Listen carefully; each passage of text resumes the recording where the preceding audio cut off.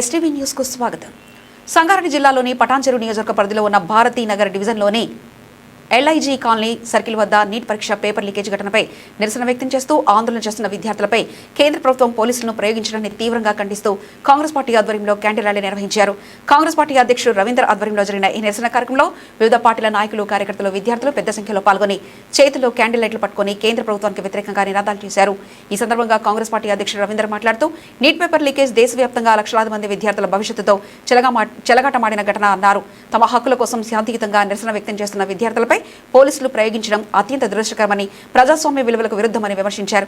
కేంద్ర విద్యాశాఖ మంత్రి రాజీనామా చేసినప్పటికీ మరలా ఇలాంటి పేపర్ లీకేజీ కాకుండా చూడాలని ఆయన అన్నారు. 37 రోజుల నుంచి సిపిజే పార్టీ ఏదైతే ధర్నా కార్యక్రమం జంతర్ మంతర్లో చేస్తుందో, నీట్కు నిరసనగా పేపర్ లీకేజీలు దాదాపు 12 సంవత్సరాల నుంచి 152 సార్లు లీకేజీలు కావడం, 7,50,00,000 మంది స్టూడెంట్స్కి మరి వాళ్ళకు అన్యాయం జరగడం అనేది జరిగింది. మరి దాంట్లో దృష్టిలో పెట్టుకొని గతంలో ఎవరైతే ఉత్తీర్ణులైనటువంటి విద్యార్థులు ఆత్మహత్యలు చేసుకోవడానికి సాలిడారిటీగా భారతీనగర్ డివిజన్లో ఈరోజు వాళ్ళకు మద్దతుగా నిరసనగా బీజేపీ ప్రభుత్వానికి నిరసనగా ఈరోజు మనం ఈ కార్యక్రమాన్ని తెలియజేసుకుంటున్నాం. అదేవిధంగా వాళ్ళ కాక్రోచ్ పార్టీ ఏదైతే 4 డిమాండ్లు ఏవైతున్నాయో వాళ్ళు సాధించుకోవడం జరిగింది. మరి కేంద్ర విద్యాశాఖ మంత్రి రిజైన్ చేయడం జరిగింది. అదేవిధంగా చనిపోయిన విద్యార్థులకు ₹1,00,00,000 ఇస్తామని చెప్పేసి మరి గవర్నమెంట్ కేంద్రీయ సర్కారు ఒప్పుకోవడం జరిగింది. అదేవిధంగా వాళ్ళపైన ఉన్నటువంటి ఎఫ్ఐఆర్స్ ఏవైతున్నాయో వివిధ స్టేట్లలో బీజేపీ ప్రభుత్వంలో ఉన్నటువంటి వివిధ రాజ్యాల లోపల వాళ్ళ ఎఫ్ఐఆర్లు కూడా విరమించుకోవాలని చెప్పేసి అది కూడా స్టూడెంట్స్ ఒప్పుకోవడం జరిగింది గవర్నమెంట్. దాంట్లో భాగంగా మరి ఈరోజు స్టూడెంట్సే కాదు, మరి అదేవిధంగా రాహుల్ గాంధీ గారు ఈరోజు సాయంత్రం పిలిపించిండు. ఇలాంటి ఉద్యమాలు అనేది రాబోయే కాలంలో విద్యార్థులే కాకుండా వ్యవసాయదారులు, ప్రజలు, అదేవిధంగా కార్మికులు అందరూ ఇలాంటి ఉద్యమాలు చేస్తే నరేంద్ర మోడీ గారికి తగిన గుణపాఠం చెల్తామని చెప్పేసి మరి రాహుల్ గాంధీ గారు ఈరోజు మనకు మరి టీవీ ద్వారా తెలియడం జరిగింది. దాంట్లో భాగంగానే కాంగ్రెస్ పార్టీ తెలంగాణ రాష్ట్ర ప్రభుత్వంలో ఈరోజు రేవంత్ రెడ్డి గారి ఆధ్వర్యంలో, మహేష్ గౌడ్ గారి ఆధ్వర్యంలో ఎక్కడికక్కడ ధర్నాలు చేసి జైల్ బరో అనేది చేయడం జరిగింది. కాబట్టి వాటికి నిరసనగా ఈరోజు మనము విద్యార్థులకు సంతోషంగా గతంలో అమరులైన విద్యార్థులు ఏదైతే తెలంగాణను సాధించారో ఈరోజు కూడా కాక్రోచ్ పార్టీ కూడా ఈరోజు వాళ్ళ డిమాండ్లు సాధించారు.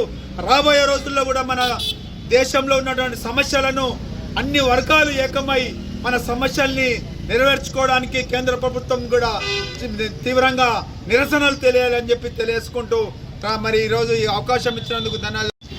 కేంద్ర ప్రభుత్వ ఆధ్వర్యంలో జరిగిన పేపర్ లీకుల వ్యవహారం, నీట్ కానివ్వండి, మిగతా యూపీఎస్సీ కానివ్వండి, మిగతా ఏదైతే పేపర్ లీకుల వల్ల స్టూడెంట్స్ ఆత్మహత్యలు చేసుకున్న తర్వాత సుమారు 21 స్టూడెంట్స్ ఆత్మహత్యలు చేసుకున్న వాళ్ళ బలిదానాలను గుర్తు చేస్తూ, అదేవిధంగా ఏదైతే కేంద్ర ప్రభుత్వము మొత్తం దేశవ్యాప్తంగా జరిగిన జంజీ పోరాటానికి ఫలితంగా ఈరోజు కేంద్ర మంత్రి ధర్మేంద్ర ప్రధాన్ రాజీనామాను చూసుకొని వాళ్ళ జంజీని వాళ్ళకు ప్రోత్సహిస్తూ వాళ్ళకు సాలిడారిటీగా మేము ఈ కార్యక్రమాన్ని ఏర్పాటు చేయడం జరిగింది.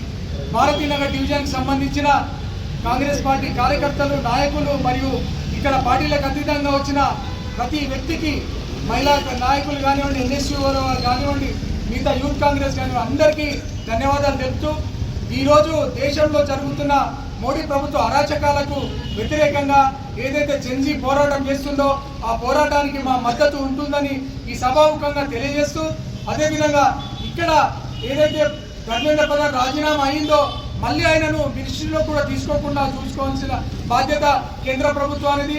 ఒకవేళ అదేవిధంగా మిగతా రంగాల్లో కూడా ఏదైతే అన్యాయం జరుగుతుందో వాటి మీద కూడా జెన్జీతో పాటు కాంగ్రెస్ పార్టీ కానివ్వండి, మిగతా దేశంలో జరుగుతున్న వివిధ రాష్ట్రాలలో జరుగుతున్న పోరాటాలకు మా మద్దతు ఉంటుంది.